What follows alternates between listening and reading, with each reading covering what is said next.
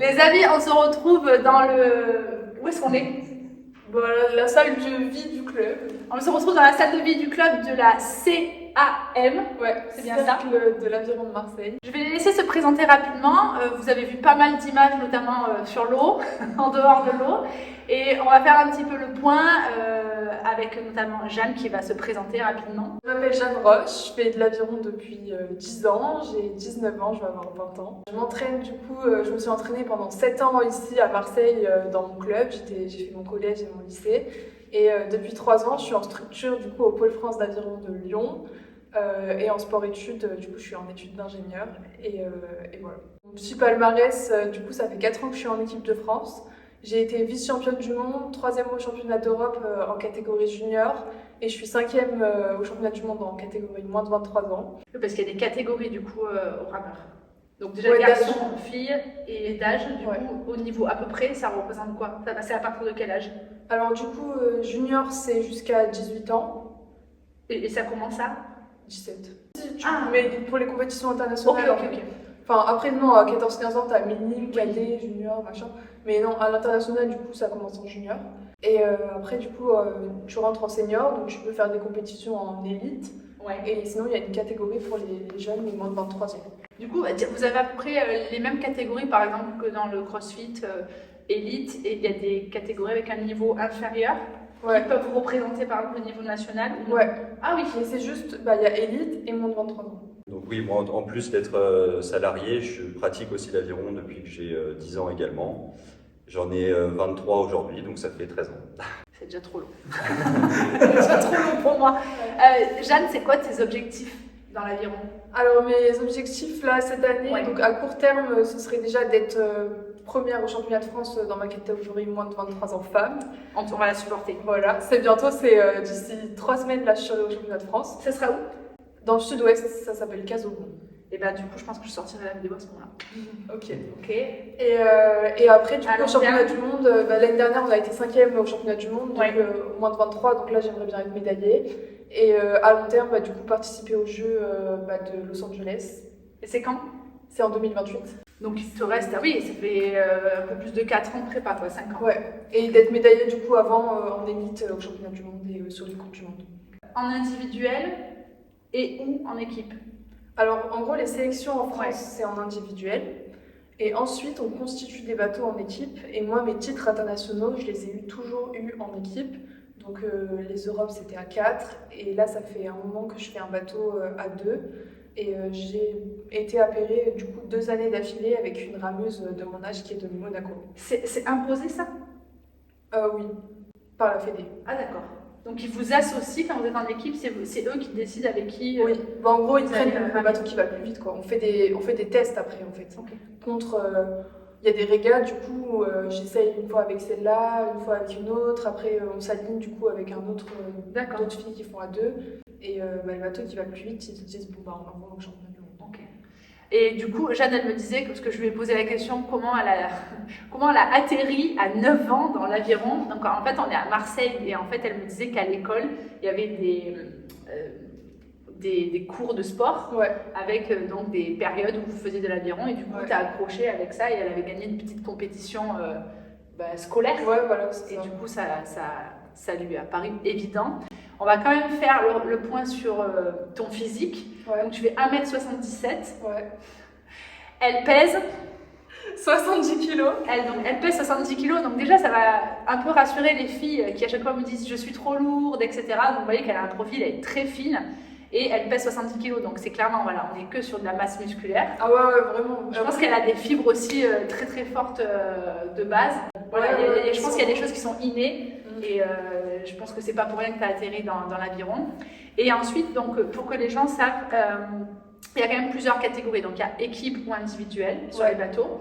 Et en équipe, vous pouvez être à 2, 4 ou 8. Ouais, c'est ça. Ok, donc ça c'est cool. Et Louis, tu me disais pour information, parce que j'ai posé la question si ça existait des compétitions mixtes.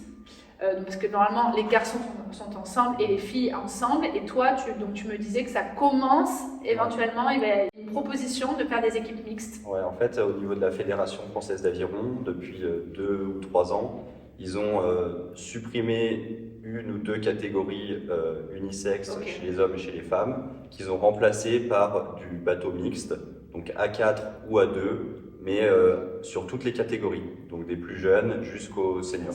Est-ce que tu sais pourquoi ils ont mis ça en place? C'est pour créer de la mixité ou ça n'a rien à voir? Non, c'est... Pour un nouveau concept? Oui, c'est ça, pour apporter un peu de la diversité au niveau de la pratique, et puis aussi pour les petits clubs où il y a peu de licenciés, pour qu'ils puissent participer au championnat de France. S'ils n'ont qu'une fille et un garçon dans le club, ils les mettent ensemble, ça fait un bateau long et ils peuvent participer au championnat. Plus de possibilités. Ouais. Bah, c'est cool. Enfin, moi, je trouve ça cool. Ça te plairait, toi, de faire avec Ouais, mix, bah, j'ai pensé aussi, j'ai pensé à faire avec le club un bateau mixte. Ouais, c'est mais pourquoi pas. Je trouve ça cool. Ouais. Bah, j'en ai déjà fait en plus, j'ai fait une compétition, ça s'appelle la Coupe de France. Ouais. Donc là, en gros, on représente ni le club ni la France, on représente du coup sa région. Donc moi, c'est région sud, PACA. Et j'étais en 4 de couple, enfin c'est un bateau à 4, mixte, et il y avait 2 garçons et 2 filles. Et, Trop bien, ouais. trop bien.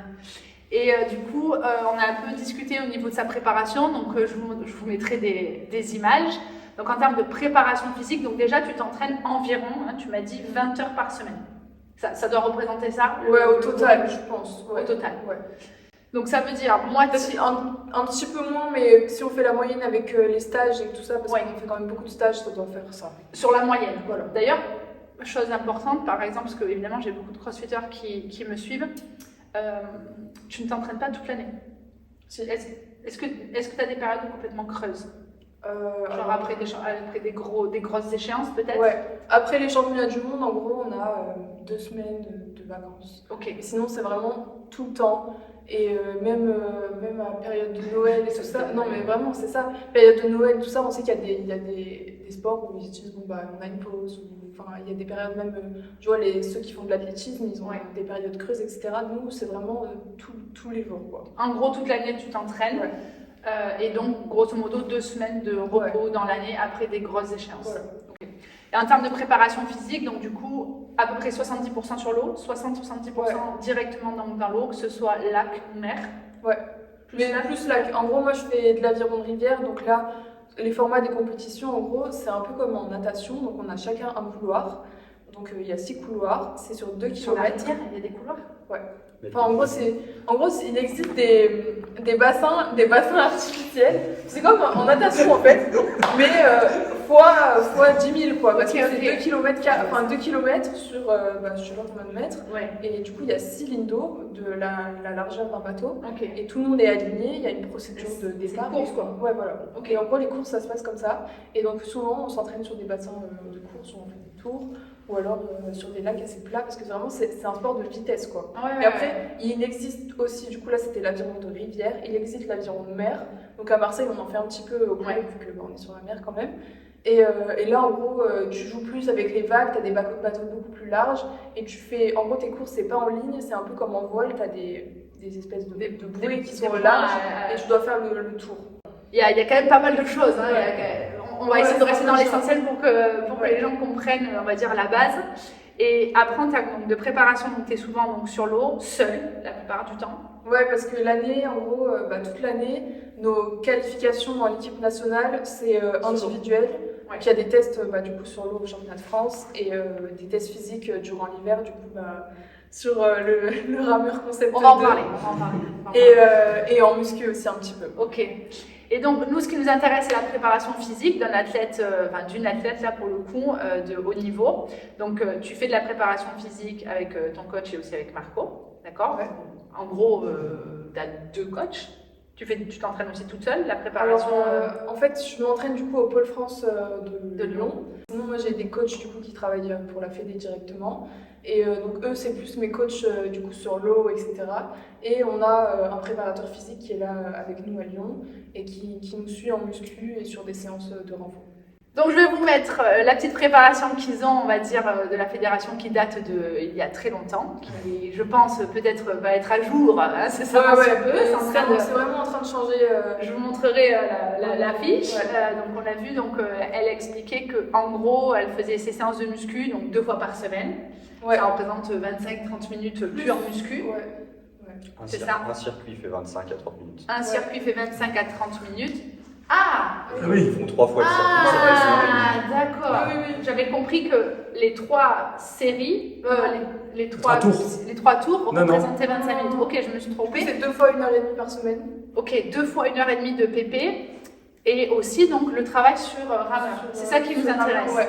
Et C'est sur ça l'eau. qui nous intéresse. Et en plus de sur l'eau aussi, moi je le fais parce qu'au pôle, du coup, notre préparateur physique il nous incite à faire ça et tout ça. On a des séances qui s'appellent stabilité, où c'est vraiment du renforcement spécifique du dos, des épaules, avec des mouvements, avec des élastiques. Ça, c'est plus de la prévention, quoi. Ouais, voilà. Et c'est vraiment intéressant, moi, je trouve. Oui, Ça fait un vrai Tu fais ça avec des kinés ou non, rien à voir? Non, avec le prépa physique. Ok, donc ça c'est cool. Donc 2 séances de PP, Ouais. une petite séance de donc, Voilà. stabilité. Et ça, par exemple, je peux le faire après avoir fait 2 heures sur l'eau, parce que c'est pas trop énergivore, quoi. Oui, oui, Ça elle prend dit ça bien parce qu'elle a de 19 ans. renfort.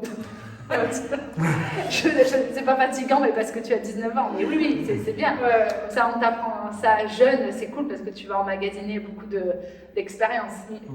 Ça, c'est cool. Et cette histoire de rameur, donc grosso modo, en aviron, tout le monde s'entraîne sur les concepts 2. Ouais. Hein. Et donc, tu me disais que tu faisais des entraînements allant jusqu'à 1h30 de rameur. Ouais. Alors, évidemment, ça paraît énorme pour des crossfitters, mais une fois de plus, nous, on n'a aucun intérêt à ramer 1h30, sauf, par exemple, nous, au CrossFit Games, ils ont eu le marathon de rameur. Ils ont eu une épreuve. Ah, en relais ou seul? Non, seul. Ah ouais? Et c'était la première épreuve d'une longue semaine. Donc, du coup, ils ont fait 42 km. Exactement. Ah ouais, On mettra les petites Ça, j'ai images. jamais fait. Ah ouais, mais ça, écoute-moi bien. En termes de mental, Ah ouais. moi, personnellement, je l'ai lancé un jour, quand je travaillais encore à Mais Aubagne. ils ont le droit de manger et boire. Alors oui, ils ont tout ce qu'ils veulent. En fait, ils étaient donc dans une salle. Il y avait tous les participants, donc les garçons en premier, après c'était les filles. Je crois que non, ils étaient tous ensemble. Chacun avait son rameur. Et avant d'y aller, ils savaient qu'ils allaient avoir cette épreuve. Ah non, non, tu arrives au CrossFit Games, c'est la surprise. Non, Ah oui, bonjour, première épreuve, Parce que demain, sans se préparer, sans avoir de conseils Non. de gens qui font ça tout le Bien temps, sûr, c'est dur. bien sûr. Ah, bien sûr. Donc ils avaient donc les 42 km, ils avaient chacun un juge et par contre voilà, ils ont été prévenus la veille ou 2 jours avant, donc ils ont pu s'organiser pour avoir avec eux quelque chose à boire, à manger, et il faut savoir qu'ils avaient tous une petite barquette, tu sais, une petite caisse pour avoir pas mal de choses. Et honnêtement, tu avais vu l'épreuve, moi honnêtement j'ai vu des zombies parce que ça a été, et je crois que le record chez les femmes était, je pense, je sais pas, c'est toujours la même. c'est Samantha Briggs, si mes souvenirs sont bons, elle a mis 3h30. Je sais plus. Ah oui.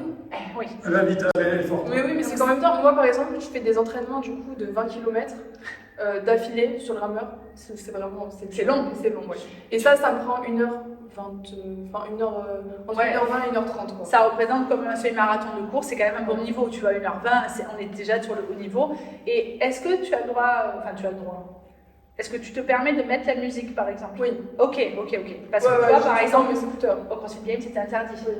Ils étaient tous face à leur rameur et pas le droit de se parler ou pas. Et franchement, je pense que tu vois, sans musique, sans encouragement. Et ils étaient tous à côté? Ah, ils étaient tous en ligne. Ouais. Est-ce qu'ils avaient un écran comme Ah si, ils avaient l'écran avec les petits bateaux. Pour voir où ils en étaient. Ouais. Et du coup, psychologiquement, tu vois, ça peut être dur aussi de se voir un peu en arrière. Je pense que ça, psychologiquement, c'est dur, surtout quand tu vois les premiers sortir. Et toi, tu vois 35 km, tu vois, tu te dis, ouais, déjà, et pas surtout, bien. sachant que ça, c'est une épreuve parmi plein d'autres, en fait. Et ils en ont entre 10 et 11. Et sur combien de temps? Sur 4 jours 4-5 jours. Ah oui. Ouais. Donc ils faisaient pas que ça dans la journée. Ah non, non, non. Non, c'est rien ça. En fait, ils commencent toujours avec une épreuve, on va dire, un peu plus cardio, endurance. Et généralement, ça peut être de la course, ça peut être une longue sortie vélo, ça peut être de la course plus natation. Non, les CrossFit Games, j'ai pas fait. Moi, j'ai fait les Européens, donc c'était le niveau juste en dessous. C'est un peu le même concept. Ah ben oui, c'est 3 jours de compète, j'ai envie de dire c'est dégueulasse. Oui, soyons très honnêtes, c'est pas très drôle là, de se taper 10 mois dans 3 jours, c'est pas très drôle, mais je n'ai jamais eu une épreuve de cette... Oui, d'endurance comme ça, tu vois, on a eu 10 km, j'ai déjà eu des trucs comme ça un peu dégueulasses, mais... Généralement, nous compètes, on va être sur 1 heure d'endurance. Mais là, ça représentait entre 3 et 4 heures. Oui. Donc voilà. Mais ceci dit, donc, elle s'entraîne longuement sur le rameur. Alors juste, parce que tout à l'heure, je vais vous poser la question sur des références. Tu vas nous parler quand même en termes de résistance, de niveau. Qu'on soit d'accord. Louis, tu vas me dire si tu es d'accord. Je dis toujours, par exemple, à mes adhérents que le rameur, ça a quand même un rapport poids-puissance. Ouais. C'est-à-dire qu'en gros, au plus tu es lourd sur une machine à ergo, au plus tu es avantagé. Ça ne veut pas dire que tu es meilleur. Oui, tu es plus avantagé parce que tu as plus de masse musculaire, donc plus de facilité à aller vite sur le rameur. Mais par contre, tu peux avoir des rameurs de petits gabarits qui sont bien entraînés et qui vont aussi vite. Oui, je dis toujours que de toute manière, la technique primera toujours sur la quantité ou un mec qui peut être physiquement fort, mais s'il rame mal, une personne plus petite, même plus fine, peut le battre facilement. Oui. Ok, on est d'accord. Donc voilà, un rapport poids-puissance. Après, pour donner des repères aux gens, moi par exemple, pour des nouveaux, je leur dis toujours d'être en dessous de 4, tu vois, en termes de résistance, de débuter sur du 1, 2, 3. Je me rappelle quand on m'avait un petit peu... Tu parles de la résistance sur la roue? Ouais, quand on m'avait un petit peu enseigné le rameur, on m'avait vraiment demandé de commencer à 1, 2, de passer beaucoup de temps sur de la pratique à 1, 2. Bon, j'avoue que c'est un peu chiant. Toi, grosso modo, un entraînement long, donc tu me disais par exemple 2 fois 30 minutes, tu te mets à combien? Alors moi, même si l'entraînement est court, je garde la même résistance. Et en gros, là, du coup... non, mais en gros, du coup, moi, c'est vers 4 à peu près. Ok, mais c'est pas. Mais en gros, là, tu peux régler comme ça sur la roue, mais à l'intérieur de l'ergo, en gros, tu as un truc qui s'appelle facteur de résistance. Et en gros, moi, ça correspond à 110. Et c'est un truc qui est... En gros, c'est plus fiable que le régler directement sur la roue. Parce que comment tu le règles ça? C'est dans les paramètres de l'ergo. Dans l'écran. Tu calibres un peu ton ergo. D'un ergomètre à l'autre, la roue elle n'est pas assez précise. Et ce qui fait que sur un ancien ergomètre, si tu le mets sur la roue 4. Donc tu peux régler ça dans l'écran? Oui. En gros, si tu prends un ergo qui a 10 ans, l'élastique il est beaucoup plus détendu qu'un ergo neuf. Mais pourquoi on ne sait pas? Si tu mets un 4 sur les mêmes, c'est pas du tout pareil. Du coup, tu as un peu l'ordinateur de l'ergo qui peut faire un truc... ça, tu vois, c'est les secrets d'une discipline comme ça. Mais croyez-moi, et je suis sûre, que les meilleurs crossfitters au monde, ils le savent ça. Pour moi, c'est une évidence. Parce que les meilleurs crossfitters, vu qu'ils s'entraînent sur chaque discipline, ils vont prendre un coach d'athlétisme, un coach d'aviron, un coach de natation, un coach de gym. Et du coup, ils vont aller choper des petits secrets comme ça. Donc, c'est intéressant de les mettre en place. Les pieds, tu te mets à combien? Moi, à 4. 4? Ouais. C'est énorme. Et aussi, alors attends, elle m'a donné, parce que j'avais eu une qualification donc pour les French Throwdown. On avait eu un 2 km pour ceux qui s'en rappellent, je pense que ça vous a tous traumatisés. On avait une épreuve en qualification où il fallait faire un 2 km. C'était vraiment une seule épreuve. Enfin, moi, je n'appelle pas ça un sprint. Moi, j'ai vu des non, ça c'est long. J'ai vu vraiment. Nous, c'est notre distance olympique en fait, les 2 km. Voilà. Donc moi, à l'époque, j'avais fait 7 minutes 59, qui était un temps très, très, très moyen. Les meilleures filles mettaient 7,40, je pense. Et la masse, c'est-à-dire des bonnes crossfitteuses européennes, étaient sur du 7,50. Et moi, j'avais mis 7,59. Donc déjà, 9 secondes, c'est énorme sur un classement. Et donc, Jeanne a sa référence sur un 2 km. Alors certes, c'est son sport. Donc son temps, vas-y, ton temps officiel. Mon temps, du coup, mon record cette année, c'est 7 minutes 03. Très important, le 0,3. Parce que 3 secondes, je suppose que c'est énorme. Ouais. Et le record mondial pour une fille, 6,37. 6,37. Ouais. Mais comment tu arrives à 6,37? C'est que de l'expérience, on est d'accord? Tu n'arrives pas au bout de 3 ans d'aviron à 6,37. Il y a beaucoup d'expérience, il y a beaucoup d'entraînement pour développer ces d'aérobie. Et puis après, ça. Et de muscu aussi. De talent peut-être aussi. Et le poids aussi, parce que vraiment, ça change un kilo de plus et tout quand tu arrives à ce niveau-là. Moi, je sais que si je prends 5 kilos, j'arriverai facilement à gagner. Oui, parce que par contre, vous n'avez pas de catégorie de poids. Si. Ah, il y a une seule catégorie. C'est en train de disparaître un petit peu, mais chez les hommes et chez les femmes, il y a une catégorie de poids léger et de toute catégorie. Donc chez les femmes, poids légère, c'est en dessous de 59 kg. Ok. Et chez les hommes, c'est en dessous de 73. Donc ça te fait 2 catégories. Voilà, c'est ça. Poids léger, poids lourd. Oui, voilà. En gros, les poids légers, ils n'ont pas beaucoup de bateaux olympiques. Il n'y a que le double. Donc ils peuvent faire que à 2. Donc il y a vraiment peu de poids légers dans notre sport. Ok, donc en gros, si tu es un peu poids lourd, autant aller vraiment vers le haut. Ouais, vraiment. Là, c'est en train de disparaître. Normalement, il n'y en aura même plus en 2028. En retenant 7,03. Et un garçon, il met combien du coup sur un 2K? Attends, une fille du coup 6,37, tu me dis le record, et donc un mec Le record garçon, c'est en 5,35, un truc comme ça. Ouais. Donc moi, en 5,35, je suis à 1 km 100, 1 km. Ouais, ça, 5,35, même les champions olympiques, ils ne les font pas. C'est des gens qui font que du rameur. Oui, voilà. Oui, parce qu'on peut dissocier aussi l'aviron du sport rameur. Parce que, est-ce que c'est pas en train de se développer ça aussi? Bon, par exemple, je sais que, on s'en fout, mais moi j'avais fait les championnats de France de rameur indoor. J'en parle jamais parce que j'ai fini dernière. C'était une expérience où, à combien il m'avait dit, mais il faut que tu tires à 2,40 ou je sais pas, mais j'ai fini par terre quoi. J'ai fini par terre, mais parce qu'il y en a qui travaillent que ça en fait. Il y a des gens qui s'entraînent que là-dessus en fait. Je dis toujours que le rameur, donc c'est d'abord la puissance des jambes, jambes et tirage. Et le dos. En gros, faut vraiment. Le tirage, c'est le dos, tu vois. Oui. Faut vraiment pouvoir transmettre du coup l'appui que tu mets dans tes jambes à la poignée. Donc pour ça, si t'es pas gainé, enfin que tout n'est pas solide, quoi, ça fonctionne pas. Donc comme d'habitude, développer ses cannes, donc c'est du squat, du tirage, du coup, vous c'est du tirage vertical. Vous êtes horizontal, donc plein ventre et développé comme ça. Les jambes, est-ce que vous restez que sur un seul et même type de squat Oui. Oui. Et du coup, il me disait qu'il faisait du squat à 90 degrés. Et par exemple, Marco, lui, fait faire à Jeanne du squat complet. Est-ce que, par exemple, Louis, est-ce que c'est quelque chose que tu aurais mis dans la préparation physique, par exemple, le squat complet, qui, nous, je trouve, est transférable en fait sur tous les sports. Mais je sais que selon certains sports, par exemple, athlétisme, aviron, vous arrêtez vraiment à la parallèle, ligne du genou en fait. On est souvent avec un public assez jeune qui n'est pas encore trop mature dans le sport, on est déjà limité par la souplesse et la coordination du mouvement. Donc on essaye de travailler pour avoir la plus grande amplitude possible et souvent le repère qu'on donne c'est d'avoir les fesses au niveau des genoux, donc 90 degrés.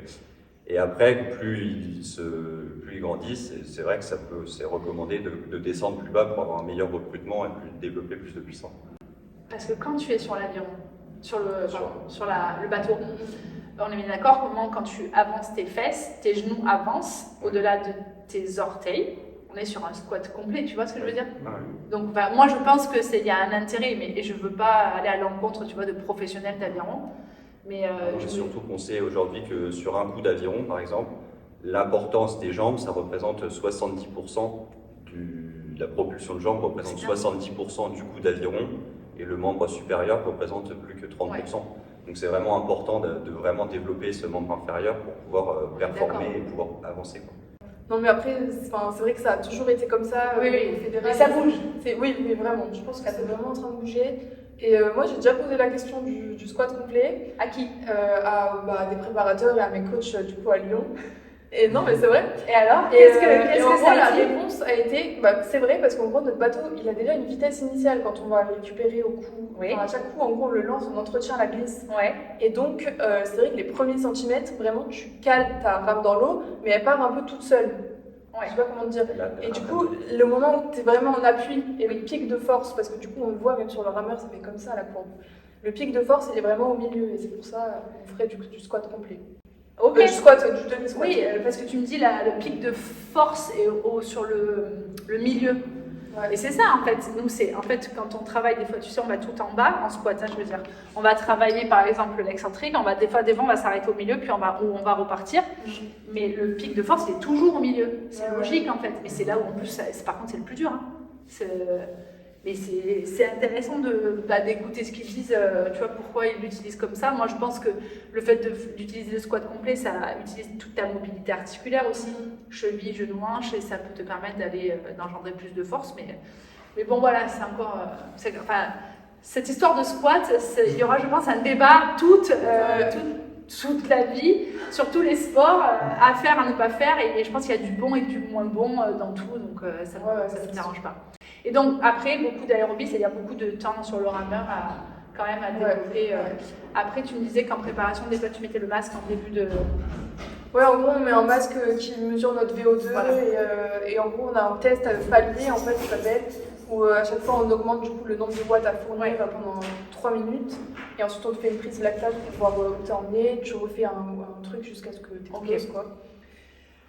Et pour terminer, si on devait, si par exemple là, des débutants ou des pratiquants de CrossFit, s'ils veulent progresser sur du rameur ou si on débute dans le rameur, si vous devez me donner 3 conseils. Moi, je suis coach de CrossFit, donc c'est pas ma discipline, mais je sais que sur le rameur, sur des débutants, je leur demande de vraiment baisser la résistance et de décortiquer le geste. Donc vraiment 1, 2, 3 et après revenir à 4. Et d'essayer de respecter par exemple des watts, donc des watts ou le nombre de tirages par minute. Si je leur dis, ben voilà, tu es à 25 tirages par minute, j'essaie de maintenir ça. Et après, je leur dis le plus important aussi, c'est la rame dans l'axe, donc la chaîne, toujours dans l'axe.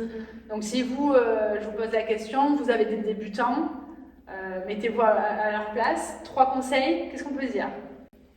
Oui. La première chose déjà, c'est de s'installer correctement sur le rameur. Ok, bon, on va avoir la position. Donc, au niveau on a parlé tout à l'heure des pieds, les chiffres 1, 2, 3, 4, 5, 6. Le petit repère assez simple et visuel qu'on peut donner, c'est d'avoir la sangle noire au-dessus du premier lacet de la chaussure. Oui, ça je me rappelle, je l'avais entendu. Donc ici. Ouais. Ok, voilà. La sangle noire ici. Ouais. Pour que tu puisses plier ta pointe de pied, quoi. Et parce que je sais qu'il y en a qui sont... C'est un débat, ça. Talon qui se lève ou qui reste à plat? Sur le mouvement, le talon il va forcément se lever à un moment. Okay. Par contre, donc, quand on plie les jambes, le talon il va être un peu levé. Et l'objectif, c'est quand on va propulser, de venir plaquer le talon le plus vite possible pour transmettre au mieux la force et de le garder plaqué jusqu'au bout. Ok. Ouais. Position de départ à voir. Deuxième conseil, Jeanne. Du coup, si on veut commencer à faire des séances et tout ça, partir sur des objectifs où on fait par exemple 3 fois 1500 mètres ou 2 km, donc ça va prendre c'est déjà beaucoup. 8-9 minutes. Non mais tu vois, tu me dis 3 fois 2 km, pour moi c'est... Tu vois, pour moi ça représente une séance complète. Ouais, ok. Mais en fait ça dépend parce qu'en CrossFit, votre objectif, vous, c'est d'insérer du coup du rameur pendant un circuit. Ouais, notre objectif c'est d'être efficace et efficient. Mais c'est-à-dire qu'on ne veut pas être spécialiste. Honnêtement, nous c'est généralement des 400 mètres sur les WOD. Tu vois, c'est genre 200, 250, 400, 800. Okay. Ou alors en termes de calories, 15, 20, 30, 50. Et par exemple, tu vois, si on fait du calories, je sais même pas. Une calorie, ça fait 3 coups à peu près. Okay. Nous, on dit une cale pour les mecs. Un tirage par cale pour les mecs. Oui, mais parce qu'il y a la notion de rythme. Nous, si on rame à 20 coups par minute, vous faites super 3 cales pour En fait, si tu veux, dans nos circuits, dans le WOD, au plus il y a de la distance, au plus il y a des calories, au plus l'entraînement est autour du ergo. Ou par exemple, si je te sors 800 mètres de rameur, c'est qu'une fois, et après on passe à d'autres choses, tu vois. Et si on fait des petites distances, 200, 300 mètres, c'est parce qu'il y a ça plusieurs fois. Voilà. C'est ça. Donc c'est pour ça, effectivement, passer du temps, comme tu dis, des petits circuits, peut-être 10 fois 200 mètres, des choses comme ça. Ou 3 fois 2 je pense que le premier truc qui peut aider et vraiment déclencher une progression, ce serait vraiment faire le bon geste, bien propulser avec les jambes. Et pas être... Moi, je vois souvent des gens qui n'ont jamais fait, qui sont un peu crispés déjà, et qui sont gênés par leurs genoux parce qu'ils ne font pas le geste dans le bon ordre en fait. Exact. Ils veulent avancer les mains ils veulent plier les jambes avant d'avoir avancé les mains parce que c'est vrai que c'est un geste qui n'est pas très intuitif. Ne vous inquiétez pas, on va le faire. Et du coup les gens ils sont comme ça et en fait ça, tu perds du temps, tu déséquilibres ta chaîne et que t'es pas... En fait il faut avoir tout le temps l'impression d'avoir la chaîne qui est en tension quoi. La chaîne en tension. C'est bien parce que là, l'intention, et souvent les gens, tu sais, c'est là où quand ils la perdent, donc tu vois, au retour, tu dis en tension. Tu la fais rentrer doucement, tu la remets, la fesse enroulée à l'intérieur. Et dernier conseil? Pour rejoindre ce que vient de dire Jeanne, c'est qu'il y a la notion de rythme aussi, où la phase de propulsion doit toujours être plus courte de la phase de replacement. Ce qui fait grosse poussée, gros tirage, et phase de récup. C'est ça. Voilà. Et du coup, ça va aider à avoir la chaîne en tension sur le replacement. Oui, donc fort, intense, fort, explosif, et relâchement. Récupération. Tu souffles, comme quand tu fais un squat. C'est ce que je leur dis des fois, mais c'est vraiment pas évident. Et ça, après, on va le voir juste vrai, même en squat, tu vois, tu descends doucement et après tu contrôles et fais c'est un peu ça. Et dernière chose, parce que les gens, des fois, ils ont un peu du mal par rapport à la respiration. Est-ce que tu inspires au moment de pousser ou est-ce que vous arrivez à caler les 2 respirations sur un tirage et aussi au retour? Tu vois, des fois, il y en a qui me disent tu peux faire 2 respirations sur un aller-retour. Alors moi, je pousse en expirant. Ok. Et après, j'inspire sur le retour. Ouais, voilà. Ok. On va le montrer rapidement. Vraiment, Ok. je fais comme ça, quoi, quand je pousse. Attends. Non, mais vraiment, genre, je suis vraiment, quoi. Ok. Merci beaucoup. C'était cool. Et puis à très vite. On suivra bien évidemment Jeanne pour les championnats de France, du monde, etc. etc. Et je mettrai Jordan. Tu mettras bien les liens de Jeanne. Merci. Allez, à tout de suite. Tchuss.